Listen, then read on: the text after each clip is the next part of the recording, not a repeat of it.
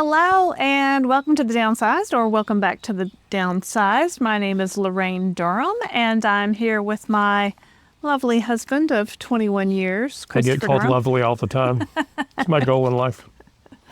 And together we are the Downsized, and it's our goal to talk about GLP-1 weight loss medications and get the word out about them to as many people as possible and let them know that we've lost weight with GLP-1 medications. I've lost 50 pounds with compounded Tirzepatide.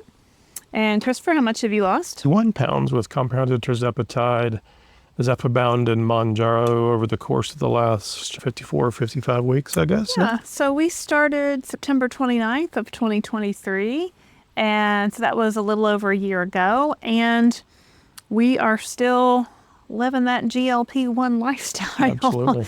And people ask us all the time, well, how did you get started? Are there things you wish you knew when you got started? So today we decided we have a video about things we wish we knew when we first started. So before we get into that, though, let's do a couple of things. First of all, I'll tell you that I'm not a doctor. Lorraine's not a doctor. I've taken to now saying I'm also not an attorney or a pharmacist. But please, anytime you're on your healthcare, your weight loss, your wellness journey, before you change, adapt, add anything, talk to your local physician. Make sure that you're getting good advice from them. Although we've done lots of research and we can tell you about our experiences, we're not doctors. And honestly, nobody on Facebook or Reddit or anywhere else generally is either. So make sure you're talking to your doctor.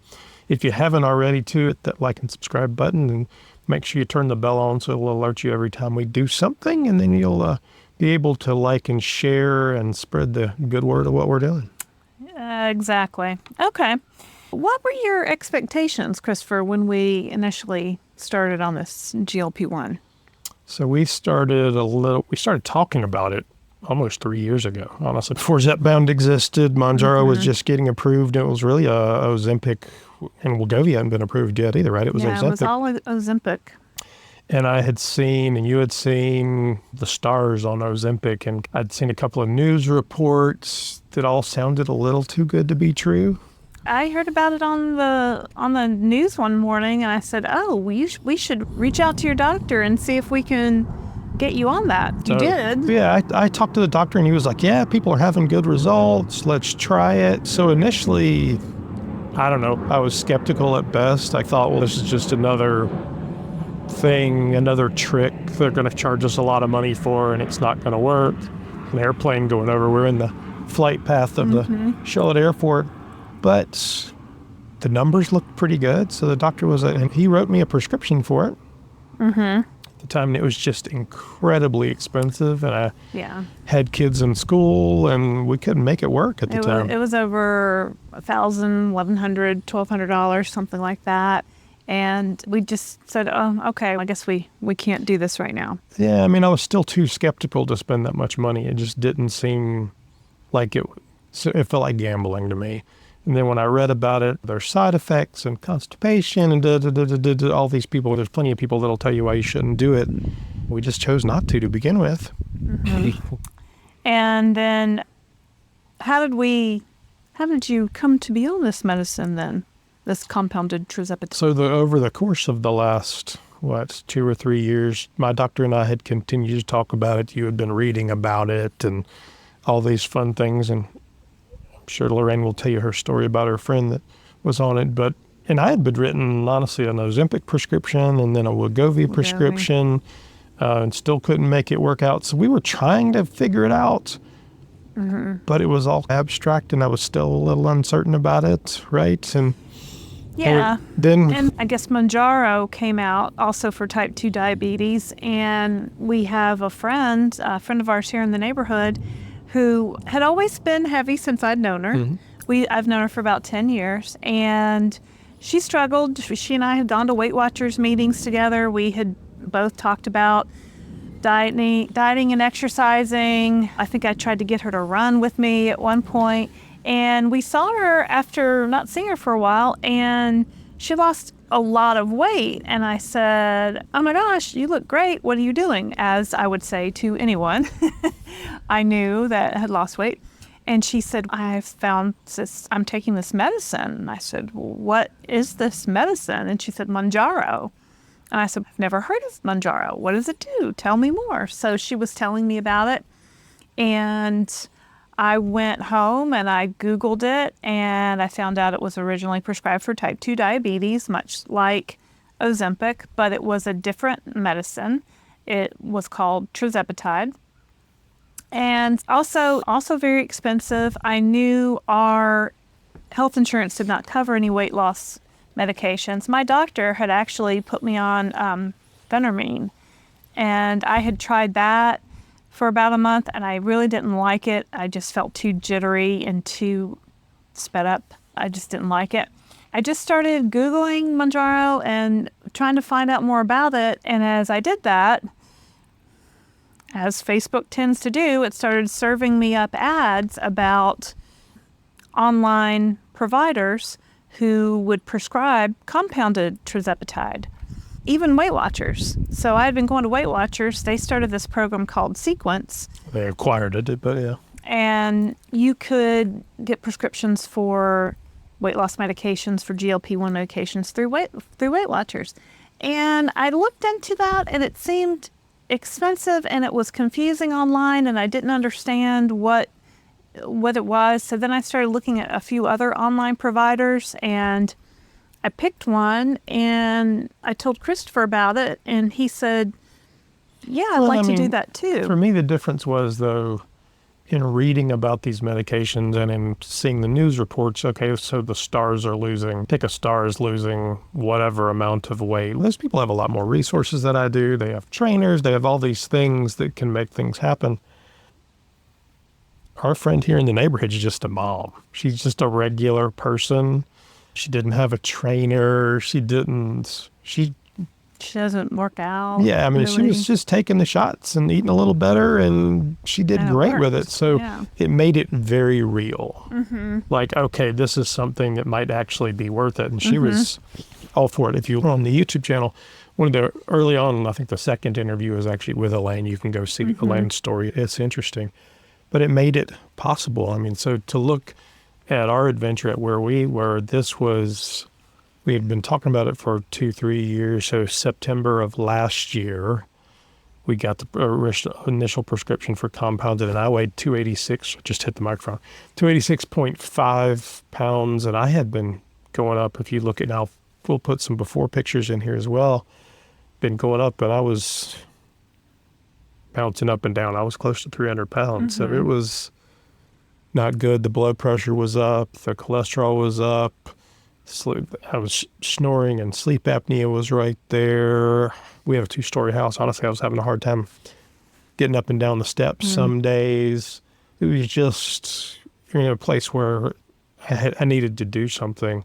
Yeah. So it all came together at one time. And over the summer, my weight had peaked about 203, which anytime I got over 200, that was like danger zone. I need to do something immediately. So I had actually gone back to Weight Watchers in July, and from July to the end of September, I lost 10 pounds with Weight Watchers, as I have done many times over the years. In a couple months, been able to drop 5 or 10 pounds. We started the compounded Tirzepatide. I was 193, and at the time I was 54 years old. I'm now 55. Christopher's a year older.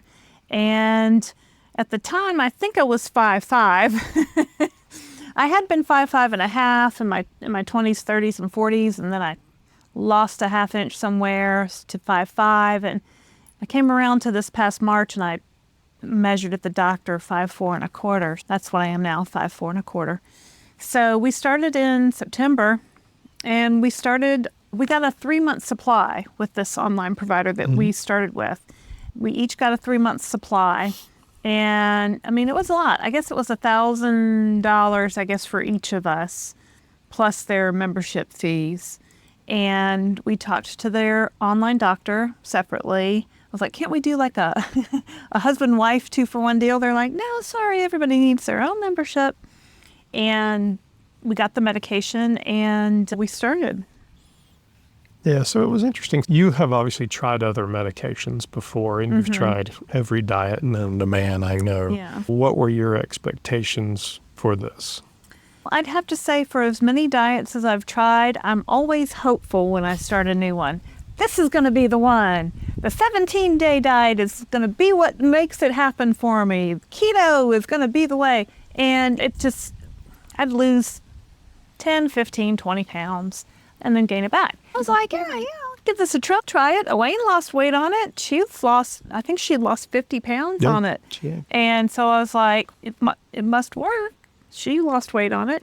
I was hopeful, but I wasn't like, this is going to be the last thing I ever try. I never. Because you had tried what? Pills, the phentermine, you had done Saxenda, which was a daily shot? Is that what it was? I think it was. Yeah. When I was the PTA president of my kids' elementary school, a bunch of the teachers there. That was 20 years ago. Well, it wasn't 20 years ago, but it was probably at least 10. A lot of the teachers were losing weight on Saxenda, and I went to their doctor and I started it, and I think I lost 5 or 10 pounds. And then I just was like, this isn't really doing anything. I don't want to give myself a daily shot. It just, I don't know, just didn't seem to work, I guess, for me.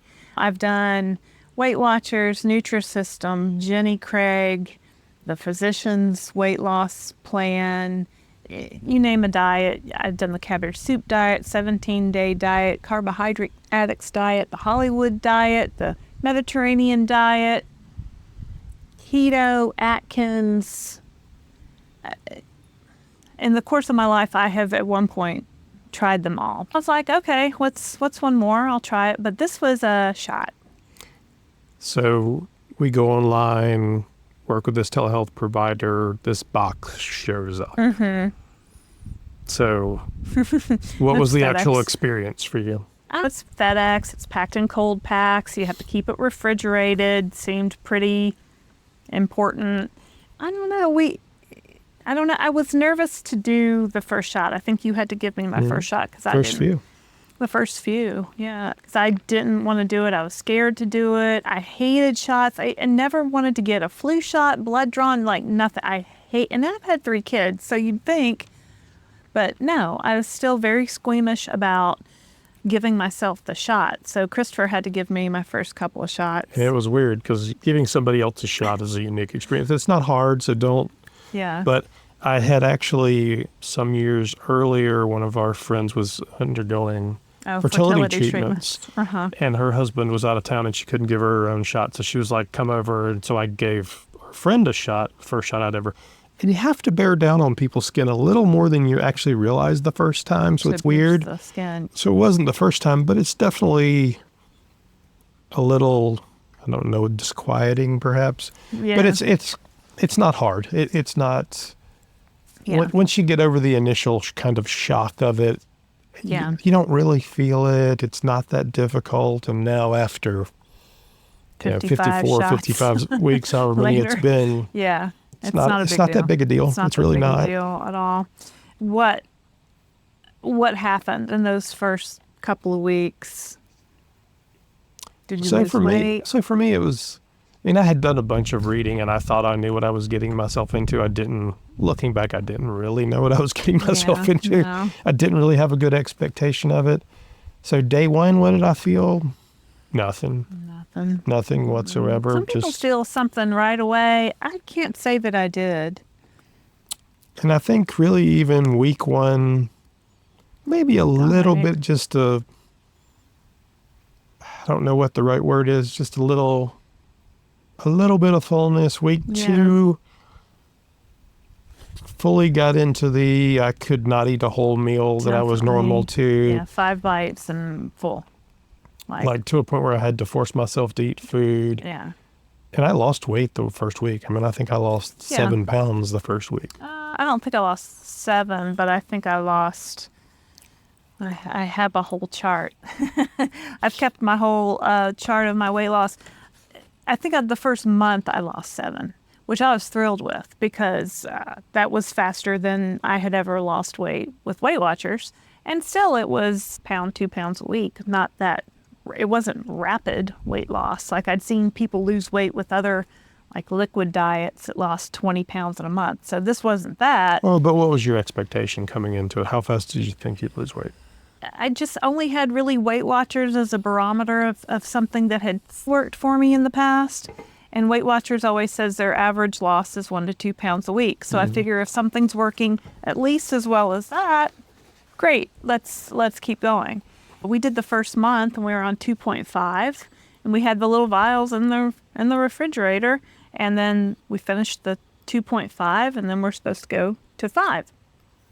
So we went to 5, and we were both lost on 2.5. We could have stayed on 2.5, but that wasn't the protocol they gave us. So we started taking the 5.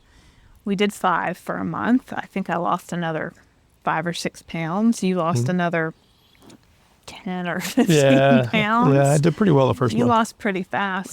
And then the third month, we moved right up to 7.5. And in the meantime, I had actually had my annual physical with my doctor, and I still had blood pressure issues, and there was some stuff going on there that I just wanted to monitor a little more closely. So I ended up switching over to Mounjaro, so to the branded piece, and Zepbound had not been released. Hadn't been out yet. So Mounjaro is typically for type 2 diabetics, but it was being written off label.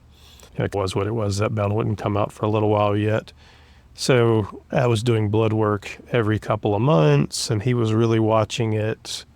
Because you wanted to watch your blood pressure, you were on blood pressure medicine, cholesterol medicine, high cholesterol medicine.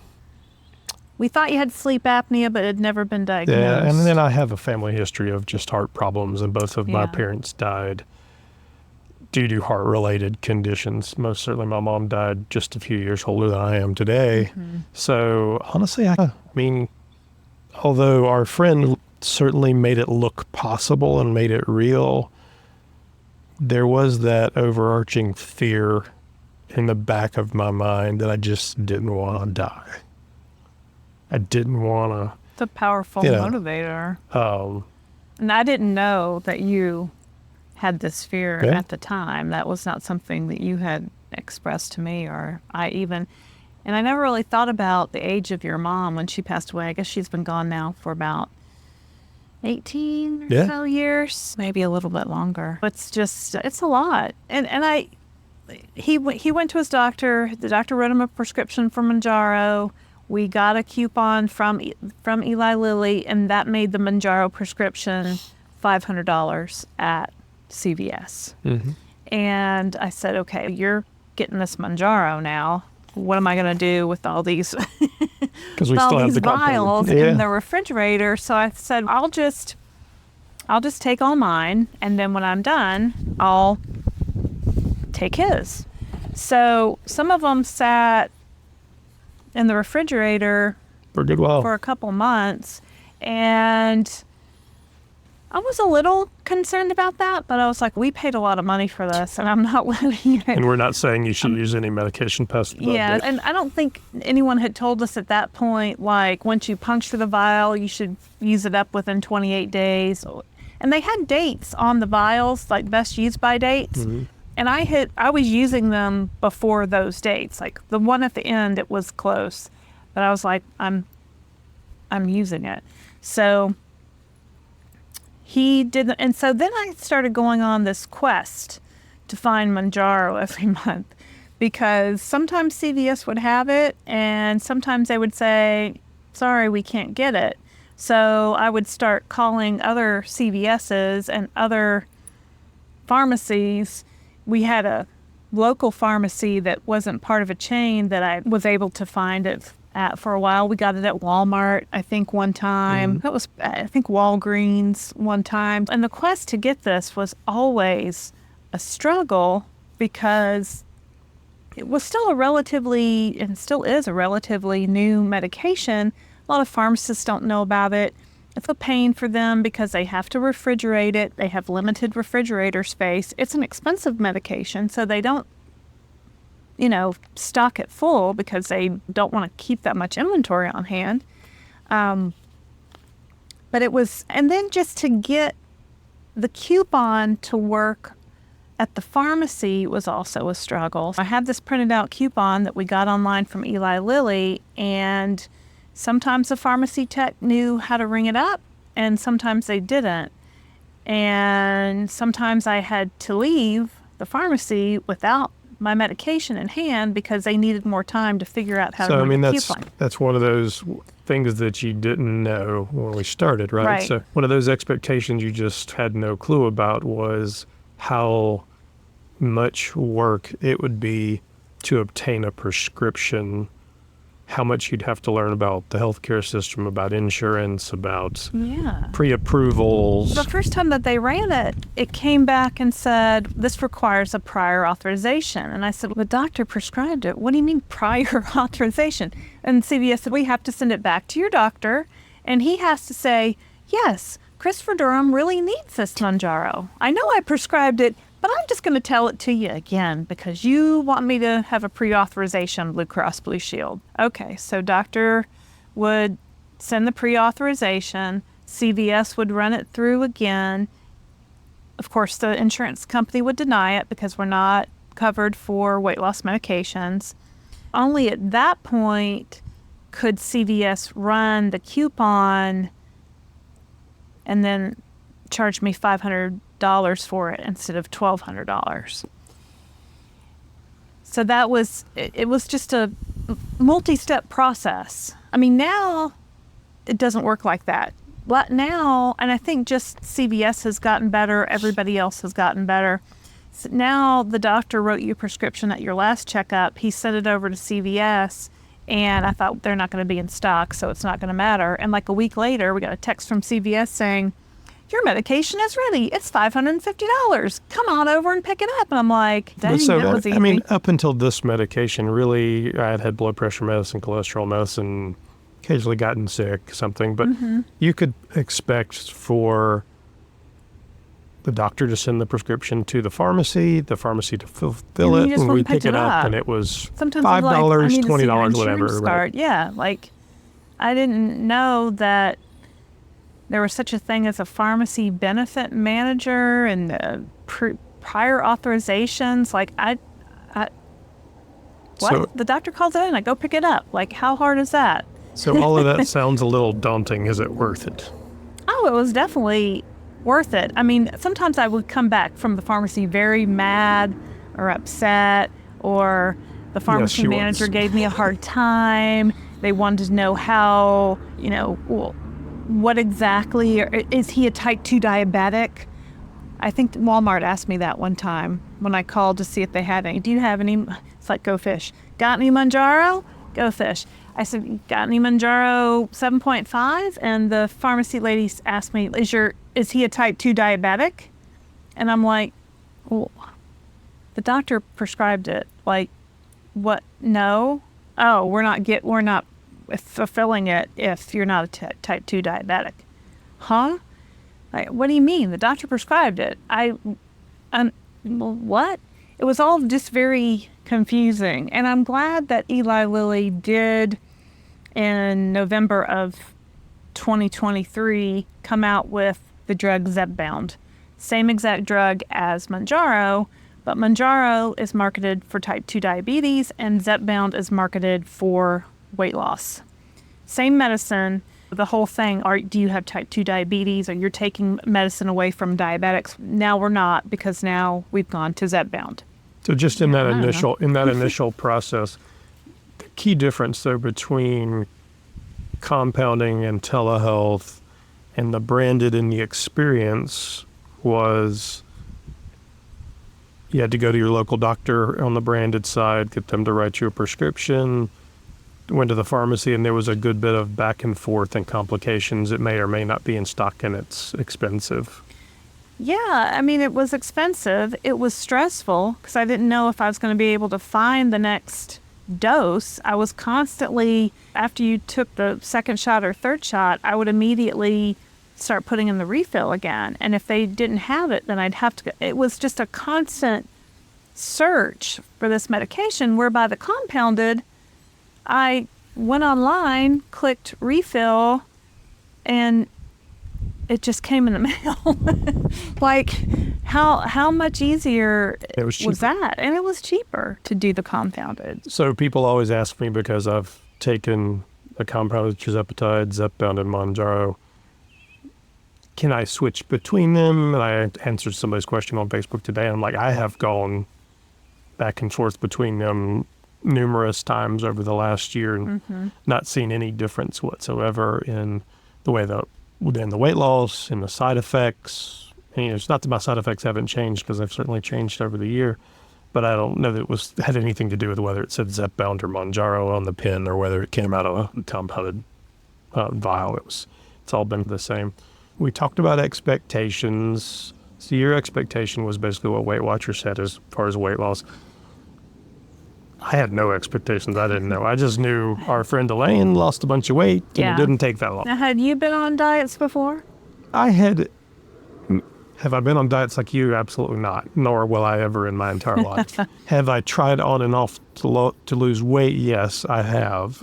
But that is generally just a restriction in calories. So I know if I don't eat donuts and mashed potatoes, don't eat lunch for a week. Whatever, right? So I have probably lost the same 20 pounds 10 times. Many times. Yeah. Yeah.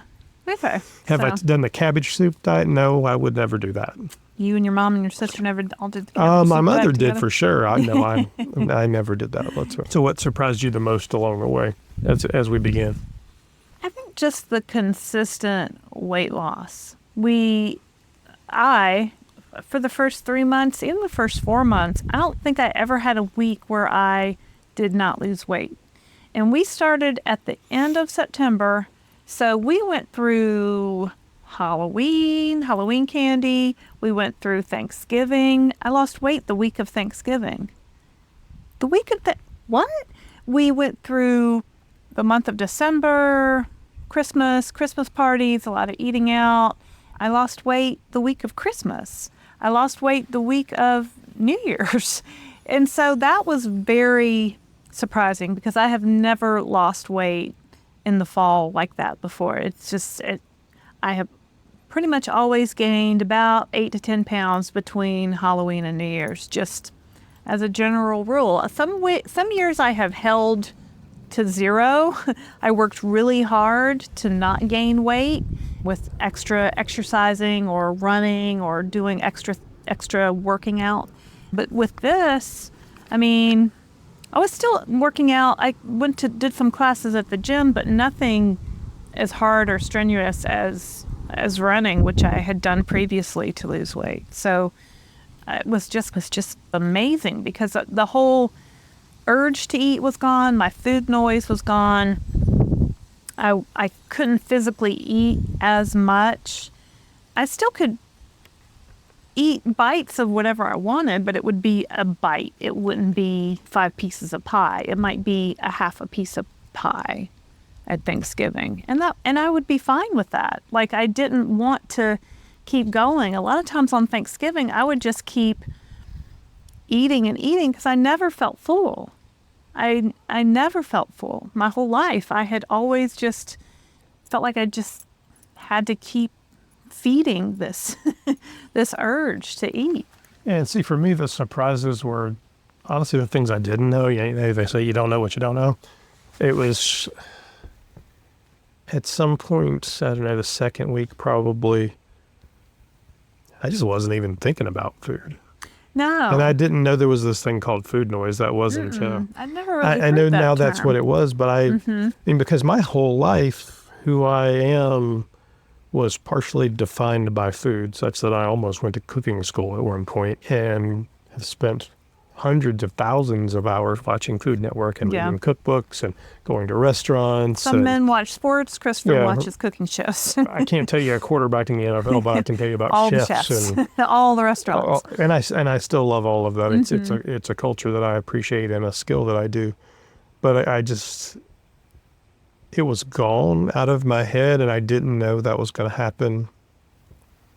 It was weird, because, I mean, you do have to, once that goes away, especially if it's part of what you've defined yourself as, you gotta step back and go, who the heck am I? Yeah. And I think that's fine, because I also realized that it gave me some level of agency, some power that I did not have before, so that I could still cook, I could still enjoy food, definitely toned some of it down, but it didn't control me. Right. And I didn't expect that. I didn't have any clue whatsoever.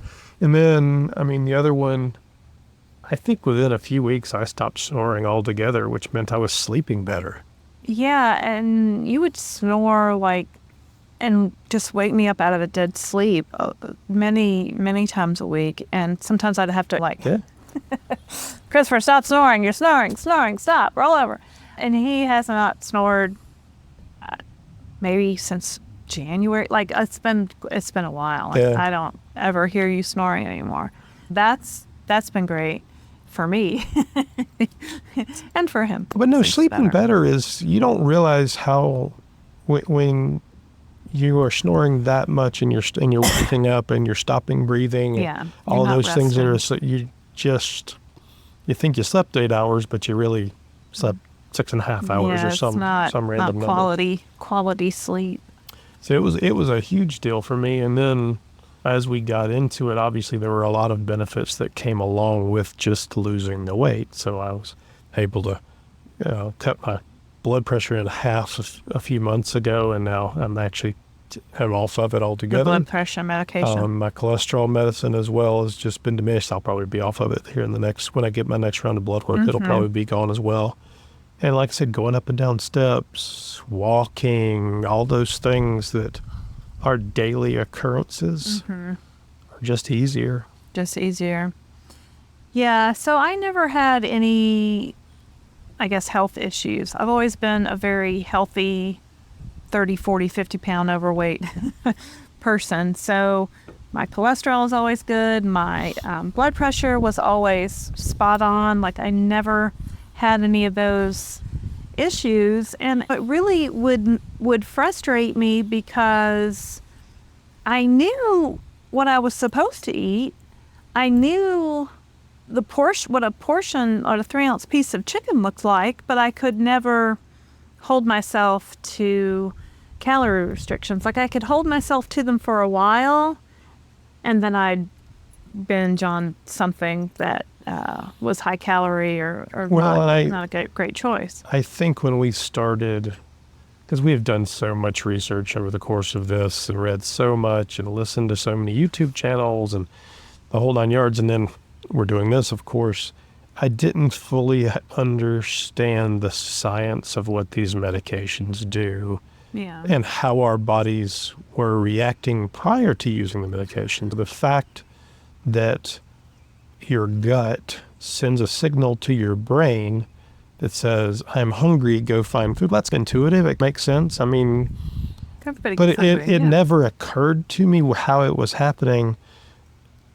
And then to take these medications, so the GLP-1s, the GIPs, that help your gut send the correct signal, because apparently we're deficient in those things, such that you stop foraging, you stop looking for the food, you stop essentially trying to survive. It never even occurred to me. No. And it's mind-boggling. I think back to being a child and growing up, and I don't know at what point I was always hungry, but at some point I remember just being always hungry all the time and always asking for more food, and then at some point being told, no, you've had enough, like go outside and play or something. We did have some side effects. Some people have no side effects. What side effects did you notice the most? I think it's interesting because before you start the medicines, you read all the stuff, and it can be everything from nobody has side effects to pancreatitis. So it's this big range of kind of nothing to scary, right? Yeah. Was I a little nervous when we started that? Yeah. A little bit. You don't want to make it worse. It's pretty easy to Google and to look on Facebook and Reddit and find people who I was so impacted and constipated I had to be hospitalized. And part of my colon died and all this terrible, terrible stuff. It turns out the more you read, those percentages are pretty small. And although it does happen to people, it's rare. For me, it was certainly a fear, so I thought about it. I was more afraid of dying from being obese than I was afraid of being constipated, so didn't stop me. But early on, first of all, just not thinking about food and having to force myself to eat. People don't talk about that one a lot, but you still have to have enough nutrients to survive. You don't want to starve to death. That's a bad thing. And then I was a little constipated, which was weird for me because I've never been constipated in my life. Typically, I'm the exact opposite, and things just expel from my body rather quickly. I had to ask Laraine what constipation felt like because I wasn't even really sure what it was. Does that make sense? Yeah, and I think I've struggled with constipation maybe my whole life and not really even known it. When we started this medication, it definitely slows down your digestion, and I did feel some constipation. I had to do things to manage it. First, drink a lot of water. That's key. I take 2 fiber gummies every day, and when I really need to get things moving, I take a supplement called Mag-07, which has magnesium in it. My doctor had suggested Miralax. I have not gone that route. I know a lot of people do, and it works for them, but that's just what I do. It's just something I have to stay on top of. Even now, a year later, I still have to remember to be proactive and stay on top of it, or I will not feel good. My stomach will hurt, and I'll have to take 3 Mag-07 with a full glass of water and hope for the best in the morning, and it usually works. But if you look at the research, so the studies, 20 to 30% of people have any one given side effect. You may have multiples, but so it's not as common as folks would have you believe on Facebook. For me, I had constipation. I've never taken anything for it. It was never so compelling that it bothered me that much. It was just that sense of that I just was not even familiar with, so it was new to me. I had dry mouth a good bit for the first few months, and every once in a while now, a year later, it still pops up, so I'll have a day. And it's not even really dry mouth. It's a metally thing, so there's not, and I've had a couple of people recommend different things for it. It's not even, I don't know, it's a weird thing. A little bit of nausea here or there. I've never taken anything for that. There have been some foods that triggered my digestion to move very quickly. Early on, it was just fried food more than anything else. Fried food and then tomatoes got me once. But you've never been a fan of raw tomatoes. It's not a matter of being a fan of things. You just didn't. It's the acid in the tomatoes. Right, it did not work well with your. No, it just gave me heartburn. But there's no consistency to it. So those things have changed over the course of the last year. So today I could probably go eat a fried chicken finger or something like that and not have any issue with it. Yeah. 2 weeks from now, that might be a different story. Or a month ago or whatever. Yeah. So it's the way the side effects change, I did not anticipate at all. Because normally you've taken a medicine and you take a stronger version of the medicine and it just works more. This medication, as you titrate up, it doesn't necessarily mean it's a stronger version, and I'm not a doctor again, because your body is becoming accustomed to it. So the side effects aren't necessarily more. They might be, they may not be. Depends on you, what you've eaten, your health, whether it's Tuesday or Thursday. I don't know. There's a million things that it depends on. But so don't assume as you titrate up from 2.5 to 5 to 7.5 you're necessarily going to have more or less side effects. And I see people asking that question all the time. I'm about to move up to 7.5. Did you have any extra side effects when you moved up to 7.5? And honestly, I don't ever remember it being different side effects going up through different levels. Sometimes I noticed more appetite suppression when I would go up to a higher dose. But now, no. But I've been on 7.5 now for like 16 weeks. I think maybe I've hit a leveling off kind of thing. Anyway, so side effects. So I'll ask the same question. So the things you didn't anticipate, the side effects, were they ever enough that you'd stop the medication? No. You could not stop me from you still cannot stop me from taking this medication. I had fatigue, especially at first. Like, I just couldn't make it through the day kind of fatigue, especially the first couple of days after the shot. I would just really want to sit in the recliner and not move like for half the day. I don't really get that now. I don't know if I've worked through it, or I tell people before you take your shot, make sure you eat a meal with 30 grams of protein. Make sure you're drinking at least 60 ounces of water a day. I personally have started taking electrolytes. I think it makes a difference to me with fatigue, especially on the days when I do a harder cardio workout. That's just my opinion. But at the beginning, I was very, like, I'd get out of the shower and be like, I gotta lay down. Like, was tired. So and you might want to just. She and I have approached this completely. I don't know that I've ever done any of those things on any of those shots. Maybe I have. Because usually we eat lunch. We eat lunch beforehand, but I didn't say, I need to eat 30 grams of protein before But we're always focused on protein at meal times. Yep.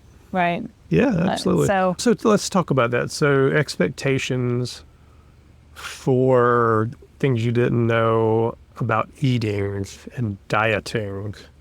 What before we started, what was your thought, and now what is it today? I'd done Weight Watchers for a long time. Basically off and on since I was a teenager. And Weight Watchers' big thing is tracking your food. And I think tracking food is a great way to be aware of what you're eating, to try to not eat so much, to be aware of everything that you're putting in your mouth, because sometimes we just eat and we're not thinking about it. So I can appreciate that for all those reasons, but I fought tracking like a long time. Like I really didn't want to track my food. And then I got on the program, I got with it, and there's a difference. I could manage my weight a little bit better. I could never get to my goal weight. This was pre-GLP-1s. This was pre-GLP-1s. So I've been tracking my food years, okay? Like I know I've been weighing, I've been measuring, I know all the tricks for those things. And when we started on the GLP-1s, I was not tracking anything because honestly, I wasn't eating much. I probably wasn't eating 1,000 calories a day. So is that good or bad? I don't know. That's where I was tracking it for you, whether you knew it or not. That's how it works. Eat this. And I'd be like, I can't. I just physically could not eat. And then I was like, I don't really have to track. If I don't eat that much, I don't really have to track it. Because before the problem was I just wanted to eat all the time. And I was trying to track my breakfast, track my snack, track my lunch, track that snack. I was having so many snacks and so many meals that it was a lot. Like I couldn't keep track of what I was eating, like just in my head. I had to write it down. I had to put it in the app. I had to calculate the points or, all that. But with the GLP-1, I just wasn't eating that much and I didn't want to continuously eat. I was just like, yeah, I think I'm fine. And I did not track anything. I tried to keep a focus on protein, especially as we got in the middle of the weight loss, probably about 6 months in. But I didn't track anything anymore, and I lost more weight than I ever did on Weight Watchers. And so for me, because I cook, every day. If I don't cook, we have gone out to dinner or something like that. And honestly, probably going out to dinner was the thing that changed the most. We just don't do it that much anymore, which has saved us a ton of money, honestly. Yeah, good thing, because it might have saved us enough to pay for the medications. Some weeks. But I mean, and we tried, and it wasn't that I still like to go out to dinner, and we will do it, but we just weren't eating enough of the food to make it worth spending the money. Yeah. And then because so much of food, particularly at the mid and the lower tier, is fried and different things, it's high calorie. Just didn't want it. I didn't want it, or it would upset my stomach. So it just wasn't in a space of I don't want to go spend $20, $100, whatever it is, to not eat it and to upset and my did stomach. not feel good. No. Yeah, it just wasn't. It wasn't worth it. Wasn't worth it. And then cooking at home, I mean, it dramatically changes the way you shop, because you begin to, and it's what people have always told you you're supposed to be doing. So it's not like it's a huge surprise. It's, we'll go shop and I walk in the store. It used to be you shop the center first, right? You get your canned good, your cookies, your cereal, your all those things, all that processed food. I mean, I still love it. It's tasty. But now it's a point of, let's go buy 5 or 6 proteins. Let's buy some vegetables to go with it. And you can eat any protein you want. People say, oh, you got to do chicken, pork, beef. It doesn't matter. Sure, if it's leaner, that's a little bit better, but fat isn't going to hurt you. A little bit of fat keeps everything moving. That's not a bad thing. And then walk over to the produce section and go, I'd like broccoli with this chicken. I'd like carrots with this. And the absurdity, and I used to laugh at Weight Watchers because you can't eat these vegetables because they have sugar. You can't eat those because they have carbs peas. And they count. Nobody ever got fat on corn and peas, and I don't know why it was ever an issue. So we buy the protein, meat, fish. We buy the vegetables, and most days we cook just those 2 things, and there may be a starchier vegetable in there, maybe a carrot or a pea, a little bit of potatoes here and there. Potatoes still have nutrients in them, so it's a good thing. And then the amount of starches that we eat, we don't ban them at all, so the rices, the pastas and all, but they happen much more rarely. So maybe we'll have pasta once every week or 2. And versus cooking a whole box of pasta, I'll measure out what we specifically eat, measure out a portion, and that's all we eat. Yeah, and it's easier now that the girls are at school too. It is. But even if you do have to cook for a family, you can still save the leftovers for the next day or a lunch or something. It's just a matter of not eating as much as we did. I was on one diet once that told me not to eat carrots because they were high in sugar. And I mean, I guess if you're really counting every little thing, but like Christopher said, nobody ever got fat off of eating carrots or eating corn or never happened. Peas, and those were always limited vegetables at Weight Watchers. You had to weigh, you had to measure those, you had to count those. Where things like cucumbers and broccoli and green beans, you could just eat as much as you want. But it's, for us, the medication's limiting what you're going to eat already, right? If we start with protein at the center and we eat our protein first, you're not going to be able to eat a whole lot more anyway, so you might as well focus it on things that are concentrated with vitamins and fiber and all that stuff that's good for you. You're not eating a lot of bites, so you better make those bites really nutritious or you're going to be malnourished. And for me, what I appreciate is it's not a diet. I don't eat fake food. I do my best to not eat protein added, fiber added. I eat real food. I love a protein shake. If there's something fake, she'll be all over it. I don't do it. And my goal is always to eat stuff that tastes great. And if it doesn't taste great, I'm not going to eat it. Yeah, that's been a big takeaway too, is a lot of times I would, even if something wasn't particularly good or taste good, I would keep eating it until it was gone just because it was there, it was in front of me. And now my body just physically won't allow me to do that anymore. And I've learned that it's okay. I can push the plate away. I can take a couple of bites of something. If I don't like it, I don't have to finish it. And that's okay. No one's going to starve to death, and it's fine. And it's just years of, well, it's here. I might as well keep eating it. I don't do that anymore. Yeah, you're not going to eat much. Don't eat mediocre, bad tasting food. It's just not worth it. So it's that expectation, right? This is not a diet. This is a medical treatment for the disease of obesity. And over the course of the last 54, 55 weeks for us, it's how do we build habits in eating that are sustainable, that are good habits for the rest of our life and we can actually do. Because I can't deprive myself of everything for the rest of my life. I only eat things I like, which sounds dumb. But, I mean, how many times on a diet has it told you to eat a can of tuna and a piece of toast and a baked potato and some cottage cheese? Maybe you don't like tuna. Maybe you don't like cottage cheese, but you ate them anyway because they were diet foods and you were following somebody else's diet plan.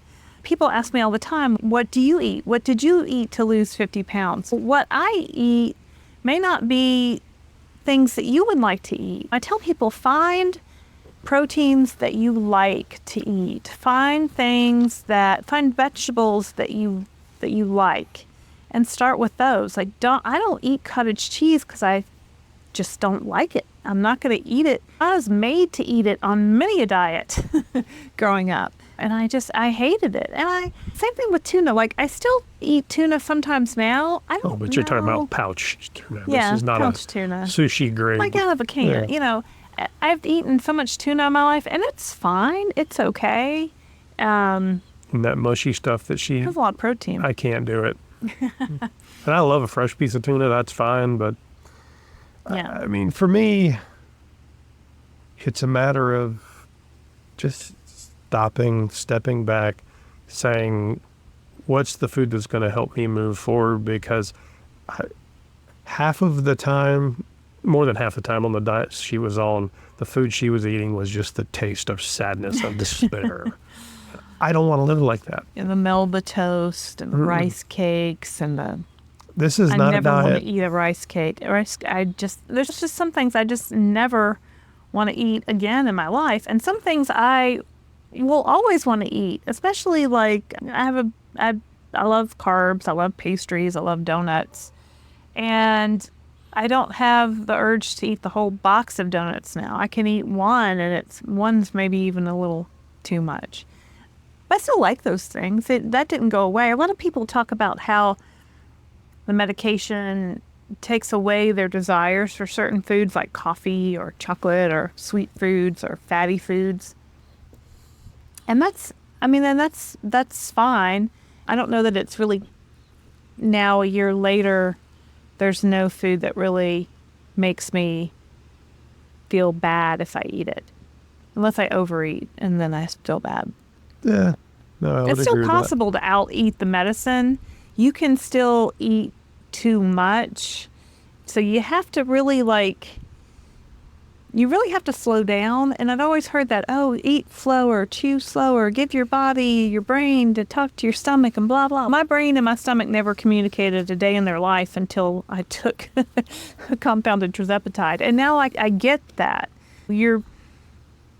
Now my gut can communicate to my brain, hey, I'm full, stop eating. And what a concept, right? That was never something that had happened for me before. So going back to the overarching topic, things we wish we knew, right? So titration. So for me, we got the prescription. It came with a set of instructions. Basically, the way the original research was done with Eli Lilly. Novo Nordisk does it the same way with their drugs. You start on the lowest dose. That lowest dose is a loading dose. You may or may not lose weight on it, and then you move up each month in doses. Every 4 weeks. Every 4 weeks. I wish I had known you didn't have to. Yeah, I didn't know. I think until I interviewed Susie for the Downsized dish, and she's like, yeah, I lost 50 pounds on 2.5. I've done 2.5 the whole time. What? You could do that? I didn't know people were doing that. So if your body responds to it and you keep losing weight on a dose, stay on the dose. A lot of times people want to move up through the doses so quickly, and then you get to the top dose and maybe you still have a lot of weight to lose, and then maybe your body gets really used to that dose. Our suggestion now is to, of course, work with your doctor, because we're not doctors. We've just heard what other people have done. But if you're losing weight on the dose, ask your doctor if you can stay on that dose. A lot of times I've heard doctors wanting to push patients forward for some reason. Maybe that's because that's how the Eli Lilly initial studies were done. But I think this medicine works so differently in everybody's. I think everybody just responds to it differently in terms of all the effects, the side effects. There's just no way to predict what your outcome is going to be. Yeah, this is not 2 + 2 is 4. This is 2 + 2 is orange. We're talking about calories in and calories out, and how some people have said that's not the way that works. And I don't know how all the things that Tirzepatide does, but it was doing a lot of things in my body. Like I felt different. I felt better. And so you're on maintenance now, so you're still taking it, and you titrated up to, what was your highest dose? My highest dose was 12.5. I did 12.5 for about a month and hit my initial goal weight of 150. So I started at 193. I got down to 150, which was my goal weight. And then after about a month there, I said, I think I can go a little lower. So now I vary between 142, 143, 144. So I think this morning I was 143 point something. So I'm right at 50 pounds lost. So I had spent on the titration, because I went from compounded to the branded, I spent the first 2 months on 2.5, which I didn't, which was sort of accidental. I didn't know that I could, but and that worked fine. And then I was at 5 for a month, and then on 7.5 for, I believe, 3 months. And that pace was fine. I probably could have stayed on 7.5 another month. And then over the course of the last year, I've titrated up as the weight as I needed to, and was no longer losing weight. And I'm on 15 now, so the highest dose have been for the last 12, 13 weeks. And it continues to work for me. It's not, as I get closer to goal, so I started at 286, and my goal right now is 190. I'm 203 right now, 203.6 I think is what I am right now. It's definitely slowed as I've gotten closer to 190. It's just my body's, there's not as much to lose, and and I'm feeling good, but it's definitely down to a pound a week, sometimes not even that. Yeah. But that's okay. I'm maintaining, and it's good. I'll get to 190 next month or two. And looking at you, if you wanted to stop right now, you look great. So I really want to be below 200. Is the right. It's like I really want to be below 140. But when we have these numbers in our mind that I don't know where they came from, or somebody mentioned something to us, or maybe we saw it in a magazine one time. But 190, like I don't. You can. People tell us all the time, you're not going to lose any more weight, are you? Like, you're good now, right? You don't want to lose, like, you're getting so thin, you don't want to lose any more. And I don't know if it's a genuine concern on their part, or maybe you're getting thinner than me, you should stop, kind of thing. But I think you have to figure out, with your doctor, of course, where your goal weight really should be for your age, your height, your lifestyle. That leads into what is really the final part of this conversation about what we wish we knew before we started. It's the importance of your doctor, your prescriber in this whole thing. So I started out on compounded, so I talked to the telehealth provider, and they were fine, but the telehealth provider is there to assess whether or not they can write a prescription to you. They're not your daily doctor. They don't have 20 years of history on you. They don't have, in most cases, your blood work. So they're not. You've been going to the same local doctor for 20-ish years, I guess, since we've lived in this house, really. And I've been through, I guess, 3 or 4 doctors in that time. I've always preferred a female doctor, and they come and they go, and I see this one and that one. But your doctor actually was there when I gave birth to our 3rd daughter. He was a pediatrician that came in and saw me in the hospital. Well, he's not a pediatrician, but he's they're pediatrics and internal medicine, right. So they see children and adults and everything in between. But it's really nice that you've had that doctor who has known you for that amount of time. What I would stress is, it takes work and it can be harder, but find a doctor you trust who's willing to talk to you, that you can see every 3 months, every 6 months, or whatever, because there are so many comorbidities that go with obesity, so type 2 diabetes, or sleep apnea, all these things that you may need to be treated for other things. And that conversation needs to be bigger than just I'm taking a shot. Yeah, can I qualify for the Tirzepatide or not? And it happens. You walk in and some doctors are not open to this. Some doctors are not nice. And you know what? There's another doctor down the road, and It's more work, but I would encourage you to find a doctor you trust and you can talk to that's going to work with you. I mean, that's what you want at the end of the day. Because your health is what's important. I mean, yeah, we can all be prettier, and I can wish I had my Brad Pitt hair and, all of that. But so leads to, and we'll close out with one more question about things we wish we knew. What was the response? So obviously we learned that pushover was Elaine, our friend, talking about it. But as you've lost weight, what did you anticipate the response from friends, neighbors, family, and how did you handle it? I mean, I've lost 20, 30, 40 pounds before. So people, especially women notice other women losing weight, and I've always commented on other people's weight. I don't mind when people comment on my weight. I guess I lost so much weight. When I got to 150 pounds, all of a sudden people were like, wow, you're really getting thin. Like, what, are you okay? And stuff like that. Especially people at the gym who had seen me. I'd been going to that gym for a year. When I started losing weight, they all saw me melting, I guess, over the course of about 6 months. And they all wanted to know what I was doing. And it was a mixed bag of, because I told them, you've seen me at the gym every day for years. And I'm taking a medication called compounded Tirzepatide. And some of them were taken aback, and some of them wanted to know more. And everybody had an opinion about it. They were just varying opinions. And so for me, I don't know, it's a guy thing, but I have a twin brother, and my parents were overweight for decades and decades and decades. So it was really more a family conversation. The strangers I don't care about. People are going to say whatever they want to say, and I don't mention other people's weight anyway, so I don't even worry about that.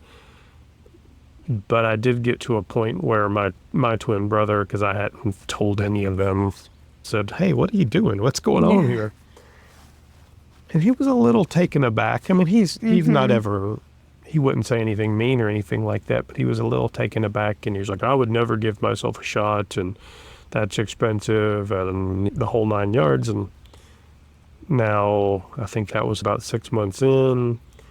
Now, 6 months later, he's taking the shots. He's on pounded semaglutide.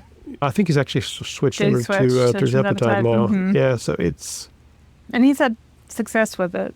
He has. Yeah. So it's interesting. And then, of course, as you guys know, we started a YouTube channel about this. When was it? Your birthday? March 2024. March 2024. And we just started talking about it and threw it out there and couldn't possibly believe that anybody would watch, much less care what we had to say. I mean, I've been trying to lose weight my whole life, so I feel like I have an unending supply of material when it comes to weight loss and trying to lose weight and keep it off. And now, so this is a whole nother frontier, and a lot of people are finding this medication and having success with it, so much so that they can't even keep it in stock in most pharmacies. It's just been amazing. Yeah, definitely life-changing. So what would you do differently if we started again? That's a great question.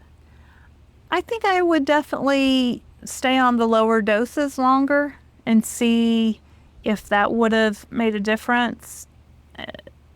I mean, once I got on 7.5, I stayed on 7.5, I think 2 or 3 months, but that would really be the only thing. I wish I'd have known about electrolytes a little sooner, because I really do believe they've helped me feel better and been able to do better cardio workouts. That's the only thing that comes to mind. What about you? I would have found the money and started sooner. Would have found the money. Yeah. People always say, when should I start? When's the best time to start? Right now. Like, if you can find a way to pay for it, really, it's pretty expensive. It's very expensive. If your insurance can cover it, you should already be on it if you have weight to lose. If your insurance doesn't cover it, then it's just a matter of finding a way to work it into your budget. And for us, it meant less eating out, less alcohol. Yeah, because we don't really drink much at all. I went from a couple bottles of wine a week plus to really almost none. An occasional glass here or there when we go on vacation maybe. But so that's that saved us money right there. And we eat less. We spend less money on junk food and eating out and fast food and all that. But still you have to, even cutting all that back, it's still, you really have to make some It's expensive, decisions. but I'll tell you, I have not regretted this even one moment. I feel so much better. Yeah.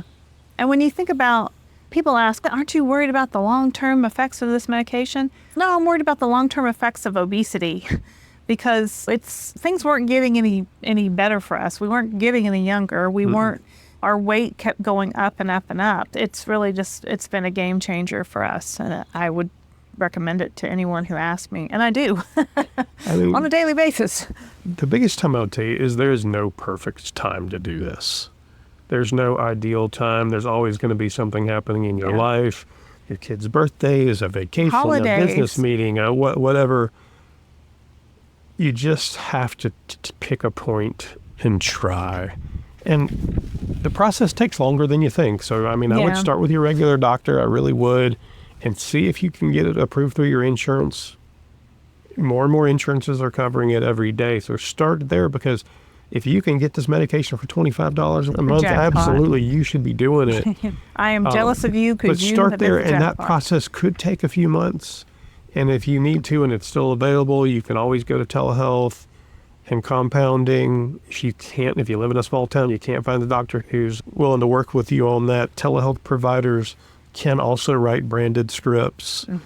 So the one we work with, Mochi, is happy to sell you a prescription for the branded or the compounded, and there's a lot of them out there that will. There's a ton of them out there, so you can do it. So there's a way to get around that, even if you're in a small town. It's not a big deal. You can find somebody, but it may take a little while, and it is work. It's worth every second of the work, I'll tell you. Yeah. So anything else you do differently? We always just say, I wish we'd started sooner. I wish we'd found a way to be able to start sooner. There's no time like the present. All right. I hope the conversation about our experience has been helpful. The things that we didn't know when we started is amazing, but none of them were deal breakers. None of them were so surprising that we stopped and we would do it again.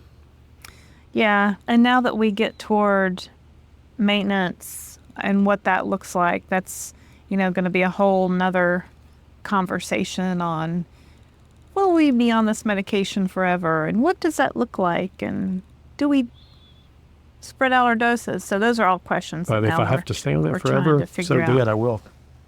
Yeah, same. It's not even a question. Happy to. I think as more people go through the weight loss process and get to maintenance, we're going to hear a lot more maintenance kind of stories. But if you're just starting, you don't want to know about maintenance. I sure didn't want to know about maintenance when I was just starting. And what I would tell you is, depending on how much weight you have to lose, I would assume this is a 6 month, a year, a 2 year process, a pound or two a week, 52 pounds in a year, 110 pounds in a year, just depends on where you are in your health. And it'll change the way you live. It'll change the way you eat. It'll change the way you think more than you can possibly imagine. And we're here. If you got questions, if you want to join us every week for our live, we're always happy to chat with everybody. We do a video every day, so there might be something that'll help. Yeah. So make sure you like and subscribe to the Downsized, so you'll always have our latest up-to-the-minute news and videos. Thanks for watching today. Thank you very much. I'm Christopher Durham. I'm Laraine Durham. And we are the Downsized.